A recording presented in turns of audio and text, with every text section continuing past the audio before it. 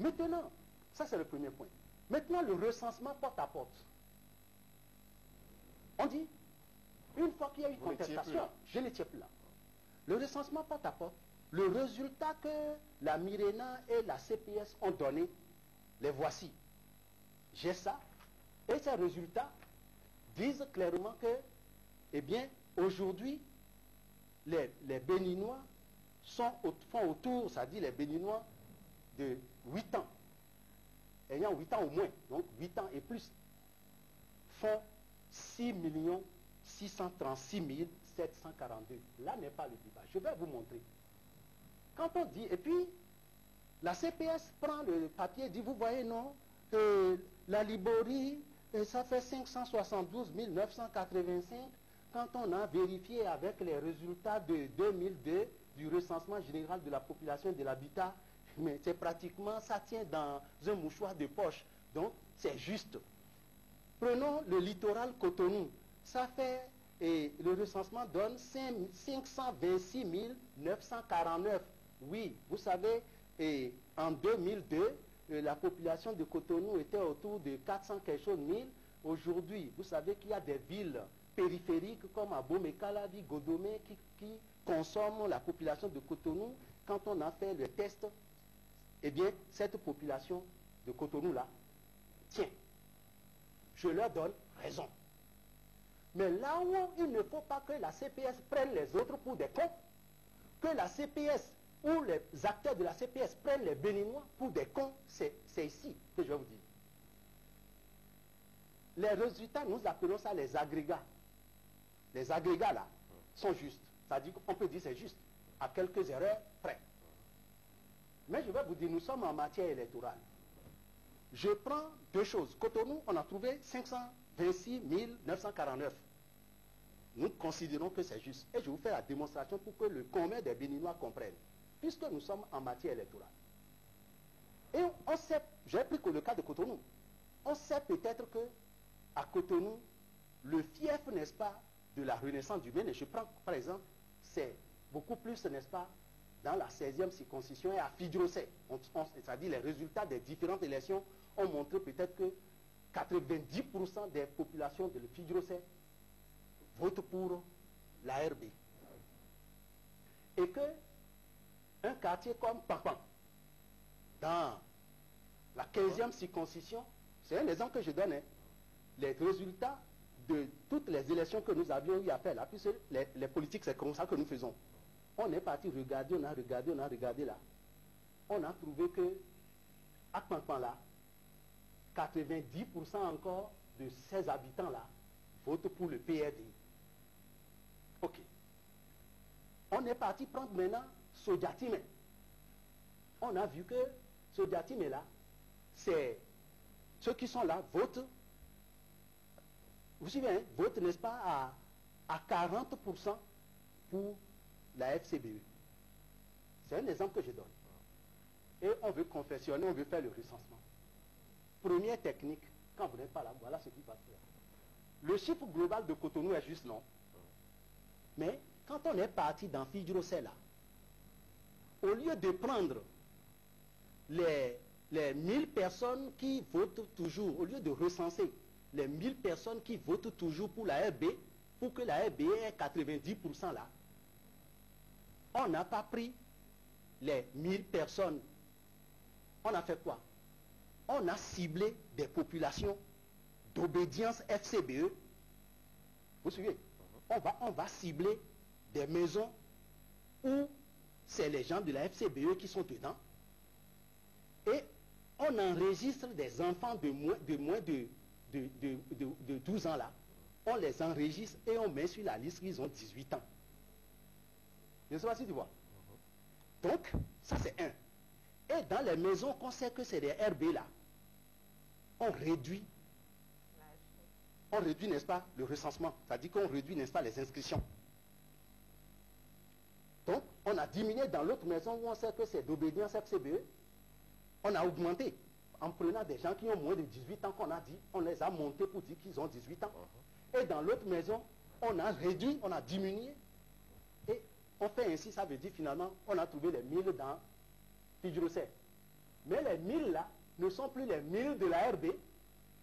On a déjà inscrit, on a diminué peut-être de 400 et on a complété par des enfants de moins de 18 ans qu'on a portés à 18 ans parce qu'on sait qu'ils appartiennent, ils sont dans des familles qui sont d'obédience, n'est-ce pas, politique FCBE. Honorable Kenon, vous Est-ce que le compte n'est pas bon?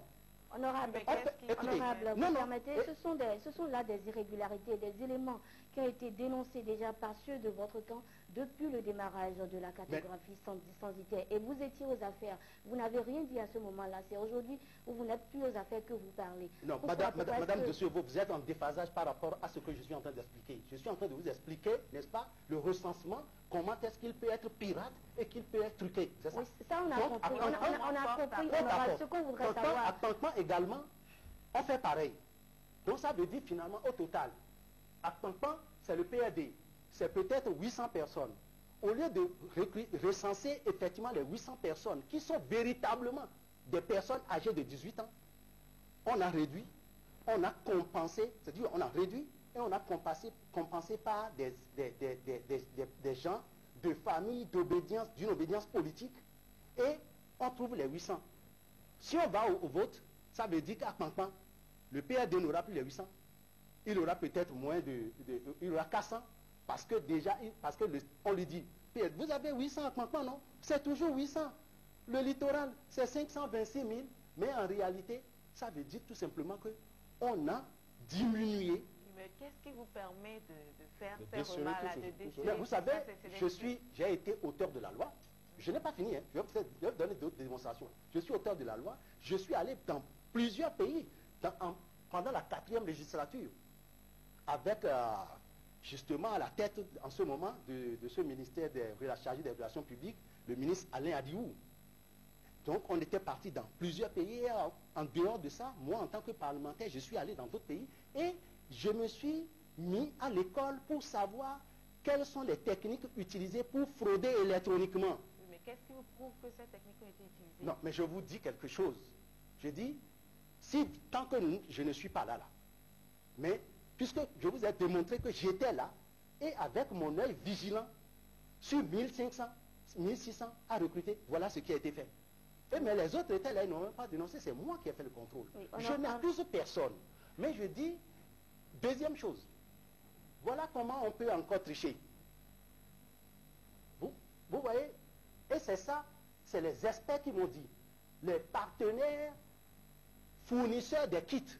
Parce que quand j'étais là, je suis entré en dessous, je leur ai demandé, mais comment on a fait? On a dit qu'on a triché au Sénégal, comment on a fait? On a triché ici. Ils m'ont dit, nous allons t'expliquer ça. Ils ont pris du temps pour me l'expliquer. Et ils ont dit au Togo, voilà comment ça s'est passé. On s'est dit que quand on veut faire le recensement ou l'enrôlement, lorsque on est dans le fief, on est dans le fief de l'opposition, qu'est-ce qu'on fait? Ils ont retardé le recensement, l'enrôlement, l'enregistrement. Ils ont retardé ça. Comment? En quoi faisant? Ils ont envoyé les kits qui ne sont pas performants, qui sont déjà défaillants. C'est ça qu'ils ont distribué dans la zone de l'opposition. Ça veut dire, ces kits-là vont tomber régulièrement en panne. Deuxièmement, les agents, on doit ouvrir de 7h à 17h, mais les agents là ont été instruits pour venir en retard et fermer encore vite. Ça veut dire on a réduit le temps d'enrôlement. Troisièmement, les opérateurs qui doivent être sur la machine, on a mis des opérateurs de saisie qui ne sont pas très bien, très qualifiés, qui vont à pas de tortue. C'est ces opérateurs-là qu'on a mis donc dans les fiefs, n'est-ce pas, de l'opposition. Quatrièmement, le nombre d'agents qu'on doit mettre dans un territoire de l'opposition, si on doit mettre 100, on en met peut-être 60. Ça veut dire qu'on a organisé un recensement étasse. Et c'est ce qui s'est fait à Cotonou. Quand les gens me disent des choses comme ça, c'est ce qu'on a fait à Cotonou. C'est ce qu'on a fait à Porto-Novo. C'est ce qu'on... Mais je vous dis... Vous avez les preuves? Écoutez, vous avez les preuves? Mais vous dites que je suis président de la CPR, vous me demandez si j'ai les preuves. Oui, ben, vous vous contredisez, monsieur. On aimerait bien avoir ces preuves-là. Je parle en connaissance de cause. Et je vous dis que c'est ça. Parce que j'étais à la touche. Et je regardais dans Cotonou, mais vous savez, moi-même que non, mes pifales là, mes parents qui sont autour de ma maison n'ont pas été recensés. Ah, papa, on peut partir d'ici et vous montrer des maisons où les gens n'ont pas été recensés. Ça veut dire tout simplement qu'aujourd'hui, on a fait un recensement et le recensement n'est pas parfait. Et loin d'être parfait. Loin d'être parfait. Je parie qu'il y a des journalistes ici qui n'ont pas été recensés. Et quand on nous dit, mais vous voyez... Honorable, vous permettez, vous dites que le recensement... Oui, vous dites que le recensement n'est pas parfait, mais déjà... Loin d'être parfait. Oui, déjà la cartographie censitaire n'était pas parfaite. Je l'ai dit, ne revenez pas. Et vous étiez aux affaires en ce moment-là. Honorable, aujourd'hui vous avez voté une nouvelle loi.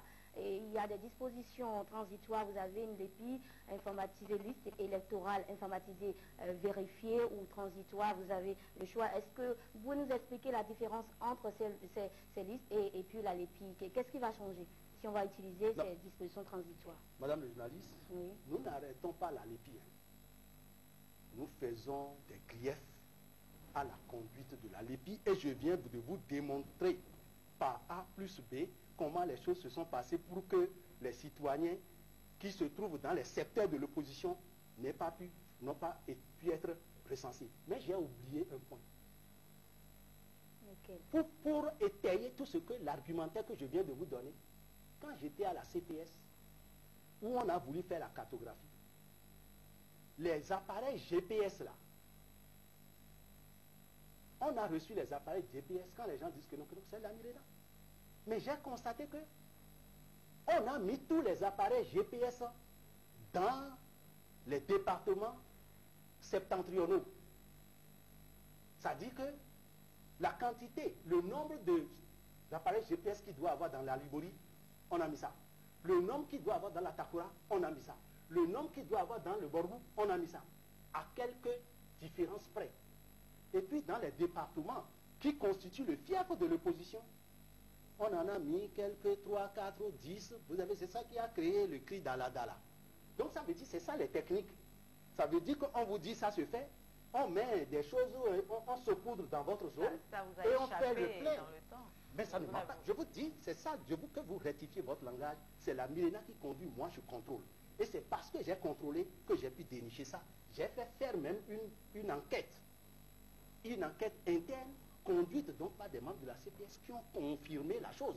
Donc aujourd'hui, je dis, là où le bas blesse, j'ai joué mon rôle, je vous jure, là où le bas blesse, c'est que aujourd'hui là, l'opposition n'est pas là, et ça fait beau jeu pour la mouvance. Ils ne s'en plaignent pas. Et ils viennent, ils disent, donc on continue. Quand ils ont fini maintenant là, ils viennent dire, bon, non, c'est bon, vous savez, les chiffres sont exacts. Ça, c'est des agrégats. C'est des agrégats. Les agrégats sont justes, mais c'est ce qui est à l'intérieur de l'agrégat là. C'est ça qui n'est pas juste. Et comment corriger tout ça? Non, je pense que pour corriger tout ça... C'est ça la liste électorale sécurisée. Je félicite, j'encourage d'abord les amis qui sont toujours à la CPS pour dire qu'on peut corriger. Ils portent également le souci de ce que tous ensemble, on se mette autour de la table pour corriger. Je voudrais également féliciter les partenaires du Bénin de ne pas être, et leur demander de ne pas se décourager, puisque la chose politique est toujours comme ça. C'est la période dans laquelle tout ça là se fait. C'est ça qui a créé, n'est-ce pas, cette distorsion, cet acharnement et cet intéressement. Donc, nous pensons qu'il faut calmer le jeu. Il faut laisser la LEPI à l'étape où elle est. Et puis, quand les différents acteurs vont finir, que ce soit le président Boni Yahi qui arrive, que ce soit un autre candidat qui arrive, les Béninois ont compris aujourd'hui qu'il faut se mettre à la tâche très tôt, dès le début, loin d'une échéance électorale, pour que, n'est-ce pas, la LEPI se fasse, n'est-ce pas, dans des conditions de tranquillité et de moins de tiraillement, comme ça. Alors, c'est